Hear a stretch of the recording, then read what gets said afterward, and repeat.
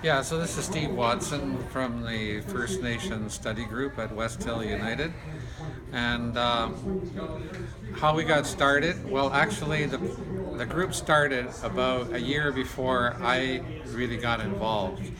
Um, it was just a happy coincidence that I was coming to a church where there was already a First Nation study group, and I was working on the Walk for Peace, Respect, and Friendship back in 2012, and I brought it to the group, and Ruth Gill, one of the co-founders of the group, came down to that walk and was certainly impressed. I mean, you couldn't not be impressed if you were on that walk. And she was, ever since then, we've been working very closely together. Ruth, Dorothy Herlahai, and I, the two co-founders, and I have been working very closely together on First Nations issues.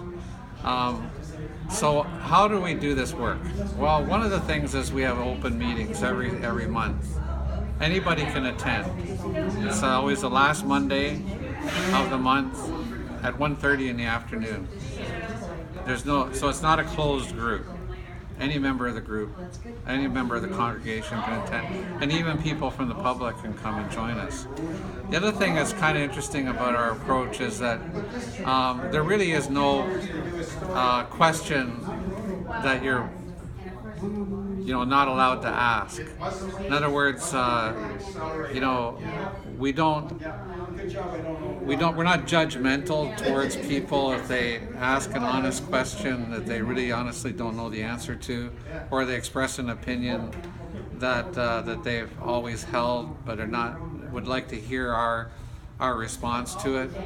We take a very non-judgmental attitude about that.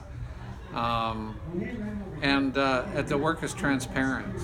And we do, back in 2013, we decided it was time to actually turn some of the research and study that we were doing into some action of our own. So we crafted a petition at that time that identified some of the more glaring inequalities between Indigenous people and the general population of Canada, and that turned into a decision to caravan it to Ottawa. That didn't come automatically. It just sort of occurred to us one day that maybe instead of just sending them to Ottawa, we should actually drive the petition to Ottawa, stopping at communities along the way, which is what we did. Some of the meetings we had were prearranged, but some of them we created our own venues to talk to people. Like, for example, standing in front of a post office in a small town along Highway 7 and just talking to ordinary citizens. And when people saw the facts on the petition, I can't recall a single person who didn't sign the petition once they saw the facts. We went to a mall in Peterborough and just went around talking to people. It was about near Christmas time, so went around talking to people in the mall, and Greta got Santa Claus. That's Greta's the minister at West Hill. Got Santa Claus to sign the petition. I was hauled off by security, but they didn't know that there were 6 other people, getting petitions signed. So I was kind of like this sacrificial guy who tied up security while everybody else, continued to do what they were doing. And we had some more meetings along the way. By the time we got to Ottawa, we had 1,000 more signatures. We heard it read in the House of Commons. And it's a significant thing to have a petition actually read into the record, because what it means is that it not only becomes part of the record, but it means that a minister in the government has to answer the petition. Now, things haven't changed all that much in Canada in the last 4 years, except the language that our Prime Minister is using. He's talking about a nation-to-nation relationship, and repairing that relationship, and he's expressed that as a priority. And we take him at his word. Those are good sentiments, and it's good to educate people that the Indigenous people on Turtle Island are actually nations. And for the Prime Minister to say that's not a bad thing. The problem is nothing on the ground has really changed all that much. and we see the bureaucracy in Ottawa acting in the same callous manner that it's acted in the last 200 years. For example, when a First Nations community asks for help to deal with a suicide pact amongst youth, it's a known fact in the community. And the answer from Health Canada was, we can't help you because we're in a difficult budget moment. And then the youth that were in that suicide pact actually take their own lives, even after the government was made aware of it. And then just this week, the same community that's mentioned in our petition was drafted several months ago. That same community had another young person die by suicide.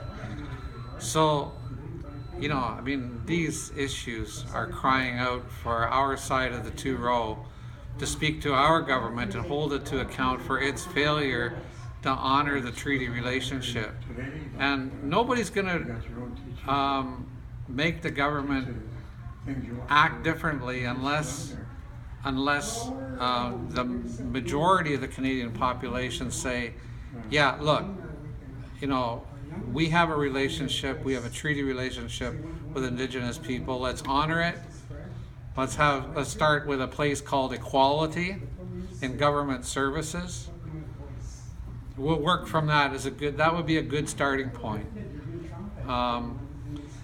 The other thing that's kind of interesting about the work that we've been doing over the last 4 or 5 years is we actually have spent a lot of time on the teachings, finding out more about the spiritual beliefs of Indigenous people, having study sessions on things like the Great Peace of the Haudenosaunee Confederacy. We read that actually, the whole thing, and talked about it. We talked about the traditions behind the two-row Peace, Respect, and Friendship Treaty that was originally made between the Haudenosaunee and the Dutch back in 1613. And, you know, we've been getting into those teachings, and the more we study them, the more we realize that they're not, you know, just some kind of curious anthropological exercise. They're actually if we were to repair the relationship with Indigenous people, we would have to do it on the basis of those teachings. Anything else would fail. And now here comes the part that's really disturbing. If we actually applied those teachings to repairing the relationship, we would probably be transforming our own society. Like, imagine if we managed the resources of Turtle Island, the fossil fuels, the minerals, the wood, the forests. We managed all those resources according to the dish with one spoon treaty, for example. The notion that, you know, the bounty of the land has to be shared, that it's not the exclusive property of any one group, that you have to leave some for the others, and you can't use it all up. You know, there has to be some for the children to be born 7 generations into the future. Now, if we were to manage our economy that way, it'd probably be to the better. It would be a radical transformation of the way we think and the way we do things. That awareness that Indigenous teachings have are something that our ancestors missed for the most part.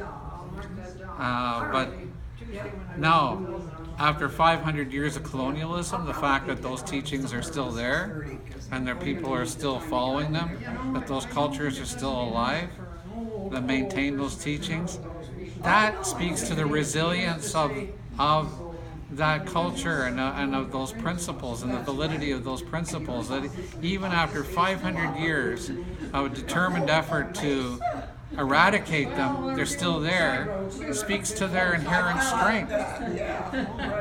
So, yeah, there's a lot to learn. We're not claiming to be experts on any of these issues. All we can do is claim to be students. Serious students, but students. And That's about it. Thank you, Steve. All right.